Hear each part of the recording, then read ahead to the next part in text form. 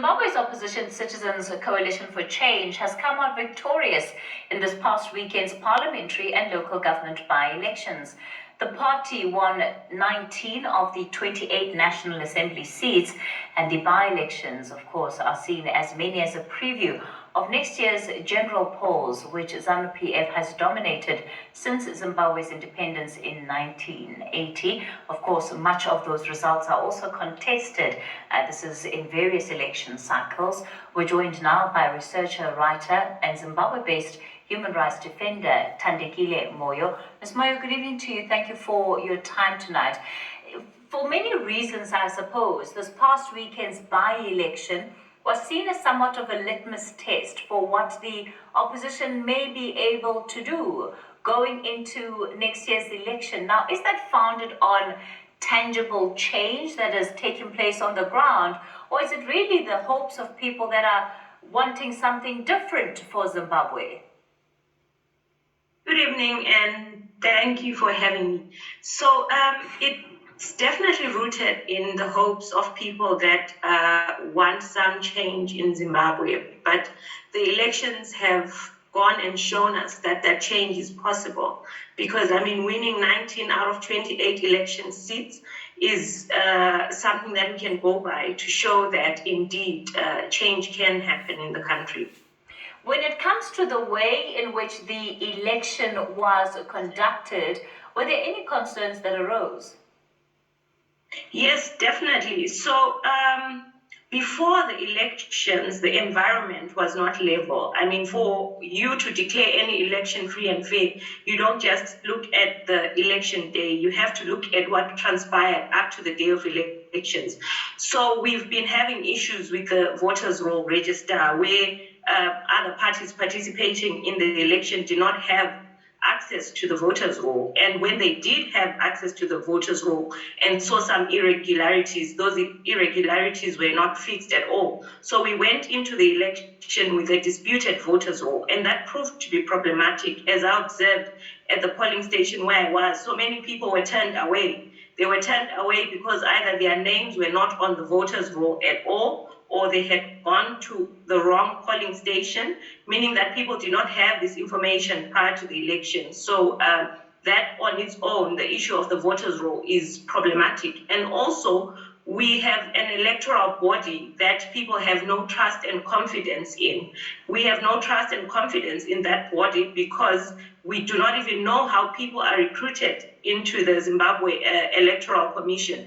And the people that are recruited that we know of are mostly partisan ZANU-PF supporters. So because people do not trust ZEC on its own, that leads to a lot of apathy, which we also saw in the election where the turnout was really low. In as much as the opposition ended up winning, we have to be concerned about the low turnout of the election. So there's a lot of other things that before the election itself should have been fixed. Media coverage, for example, of the opposition, they were not covered on the one national television station that we have, whereas you'd see the ruling party featured with what all their rallies, all their activities are shown on national TV. So the media coverage as well is problematic here. So this is before the election. On election day, though, what I observed was that everything was done by the book.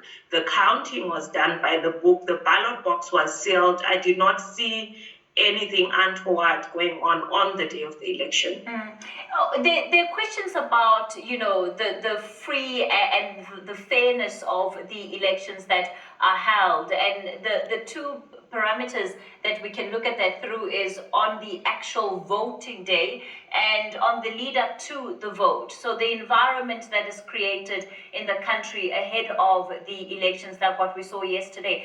When we look at what has been happening to activists, to members of the opposition, would you say that there has been a free and fair environment that are conducive for elections?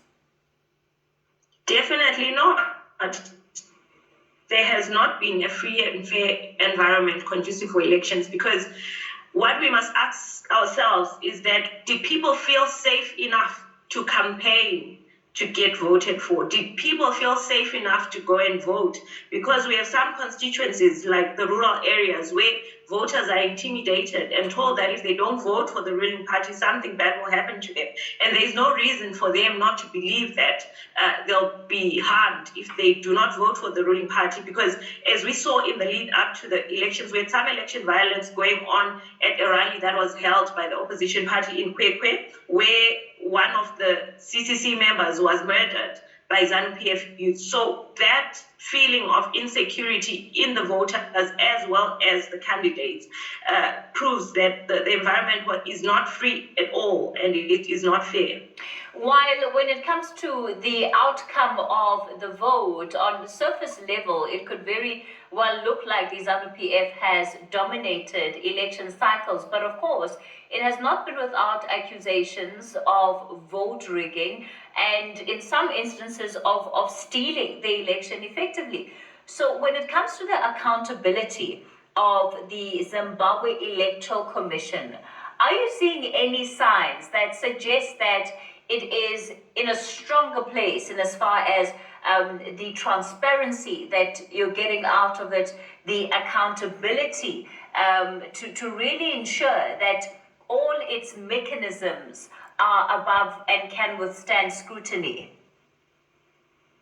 So their mechanisms cannot withstand scrutiny, as I explained earlier. For example, the issue of the voters' roll. So the voters' roll is a document that is compiled before the elections, right? And for any election to then be called free and fair, it means that we're in agreement with the voters' roll register. It means that everybody that registered to vote was able to vote. Were they able to vote? No. We had several people turn up at the polling stations who had voted in the past election at that polling station, but only to get there and be told, sorry, your name is not on the voters' roll. So by virtue of those, I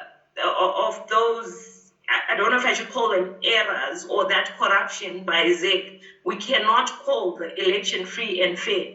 So on the day of the voting, yes, we managed to count all the ballots. At the polling station where I was, I did not witness any ballot stuffing. I did not witness any rigging on the day of the election, but that is probably because ZEC had already done the rigging prior to the election. So on the day, because there'll be observers from all over, I believe that they may not choose to rig on the day of the election because the rigging had been done prior to the election already. This is going to have huge implications if not resolved going into next year's election. Are there steps to try and correct it?